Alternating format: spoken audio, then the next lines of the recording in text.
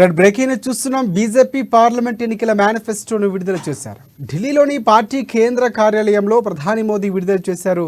ఈ మేనిఫెస్టోలో 14 అంశాలను పొందుపరిచారు. సంకల్ప పత్ర పేరుతో రిలీజ్ చేశారు. ఇక కేంద్ర ప్రభుత్వ పథకాల లబ్ధిదారులకు, చిరు వ్యాపారులకు మోదీ మేనిఫెస్టోను అందించారు. ఈ మేనిఫెస్టోను రక్షణ శాఖ మంత్రి రాజ్నాథ్ సింగ్ నేతృత్వంలోని 27 మంది సభ్యులు ప్రత్యేకంగా రూపొందించారు. దాదాపుగా 15 లక్షల మంది అభిప్రాయాలు సేకరించారు.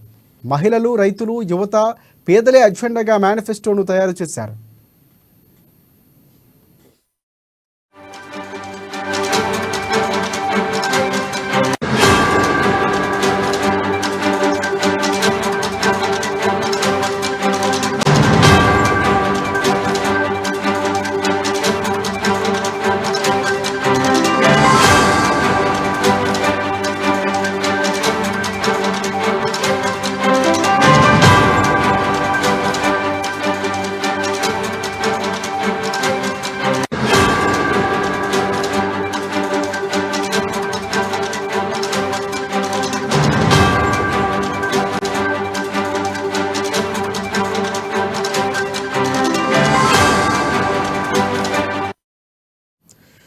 రెడ్ బ్రేకింగ్ చూస్తున్నాం. బీజేపీ పార్లమెంట్ ఎన్నికల మేనిఫెస్టోను విడుదల చేశారు. ఢిల్లీలోని పార్టీ కేంద్ర కార్యాలయంలో ప్రధాని మోదీ విడుదల చేశారు. ఇక ఈ మేనిఫెస్టోలో 14 అంశాలు పొందుపరిచారు. సంకల్ప పత్ర పేరుతో రిలీజ్ చేశారు. కేంద్ర ప్రభుత్వ పథకాల లబ్ధిదారులకు, చిరు వ్యాపారులకు మోదీ మేనిఫెస్టోను అందించారు. ఈ మేనిఫెస్టోను రక్షణ శాఖ మంత్రి రాజ్నాథ్ సింగ్ నేతృత్వంలోని 27 మంది సభ్యులు ప్రత్యేకంగా రూపొందించారు. దాదాపుగా 15 లక్షల మంది అభిప్రాయాలు సేకరించారు. మహిళలు, రైతులు, యువత, పేదలే అజెండాగా మేనిఫెస్టోను తయారు చేశారు. దీనికి సంబంధించి పూర్తి అప్డేట్స్ అందించేందుకు బ్యూరో చీఫ్ కృష్ణమూర్తి మనకి ఫోన్లో సిద్ధంగా ఉన్నారు. ఎస్ కృష్ణమూర్తి, చెప్పండి. Thank you Rajasekhar. BJP manifesto ఎటకెరకు విడుదల చేశారు.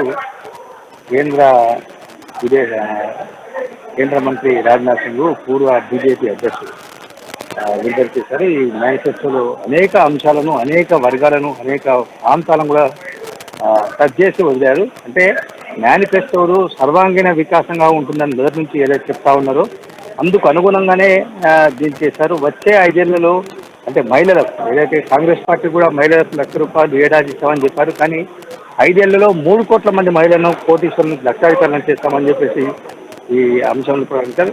అదేవిధంగా చిరు వ్యాపారులకు ఇప్పటికే కరోనా సమయంలో ఏదైతే తోపుడు బండ్ల మీద వ్యాపారాలు చేసుకుంటారో వాళ్లకు కొంత రుణాలు అందిస్తూ ఉంది కేంద్ర ప్రభుత్వం. కరోనా సమయంలో దానికి ఈ వడ్డీ లేని రుణాలను అందిస్తామని చెప్పేసి ఈ ప్రభుత్వం అంటే చిన్న సన్నకారు వ్యాపారులకు, అంటే ఇనిషియేటివ్ వ్యాపారులకు కూడా ఇచ్చే అవకాశం ఉంది. అదేవిధంగా 10 కోట్ల మంది స్వయం సహాయక సంఘాలు ఎస్ఎస్పీ గ్రూపులలో సభ్యులుగా చేర్చేందుకు కూడా కొంత యోజన చేస్తామని చెప్పారు. ముద్ర పథకం కింద ఇచ్చేటువంటి రుణాలను దాన్ని 20 లక్షలు చేస్తామని చెప్పేసి ప్రకటించారు.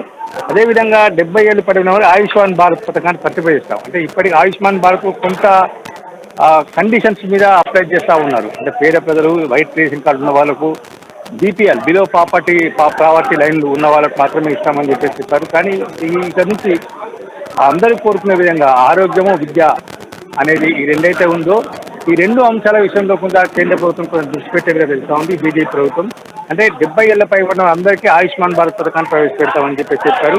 అదేవిధంగా పేదల కోసం 4 కోట్ల పక్కా ఇల్లు నిర్మిస్తామని ఇప్పటికే నిర్మిస్తూ ఉన్నారు. మొన్నటి వరకు మన రాష్ట్రంలో డబుల్ బెడ్రూమ్లు, ఇప్పుడు ఇందిరమ్మ ఇళ్ల పథకాన్ని కూడా అమలు చేసేందుకు కొంత ప్రయత్నాలు చేశారు. ఇందుకు సంబంధించిన కేంద్ర ప్రభుత్వం తన వాటా ఇచ్చేందుకు కూడా మరోసారి అంటే ఇల్లు లేని, అంటే ప్రతి ఒక్కరికి ఇల్లు ఉండాలి దేశంలో, ఇల్లు లేని వాళ్ళు ఉండకూడదు అనే లక్ష్యంతో నరేంద్ర మోడీ ప్రభుత్వం గడిచిన 10 సంవత్సరాలు పనిచేస్తుంది. రాబోయే 5 ఏళ్లలో అదే కోణంలో పనిచేస్తామని చెప్తా ఉన్నారు.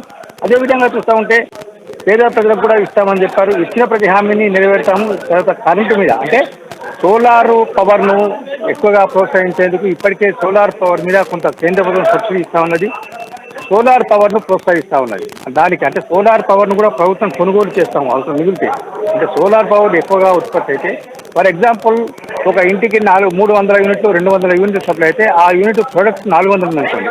ఆ 400లో 100-200 యూనిట్లను ప్రభుత్వాలు కొనుగోలు చేసే విధంగా ఏర్పాటు, అంటే ఇంట్లో తయారైన విద్యుత్ కూడా కొనుగోలు చేస్తామని చెప్పారు. అదేవిధంగా ముద్ర పథకం కింద కొంతమందికి మేము రుణాలు ఇస్తాము అని చెప్పారు. పేదల జీవితాలు మార్చడమే ఈ యొక్క మోడీ లక్ష్యం అని ఈ మేనిఫెస్టోలో స్పష్టం చేశారు. అంటే ఇచ్చిన హామీలను నెరవేరుస్తామని ఏదైతే గత కొంతకాలంగా నరేంద్ర మోడీ అనేక సభల్లో అనేక ర్యాలీలో సందర్భంగా చెప్తా ఉన్నారు. దానికి అనుగుణంగా ఇది తయారైంది.